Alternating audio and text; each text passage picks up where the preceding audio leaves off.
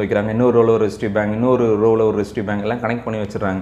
So கிராஜுவலாக வந்து உங்களுக்கு லோடு வந்து ரைஸ் பண்ணுவாங்க. இப்போ வந்து ஃபஸ்ட்டு வந்து ஜீரோ லோடில் உங்களுக்கு எவ்வளோ வந்து எஃபிஷியன்சி வந்து யூபிஎஸில் வருது.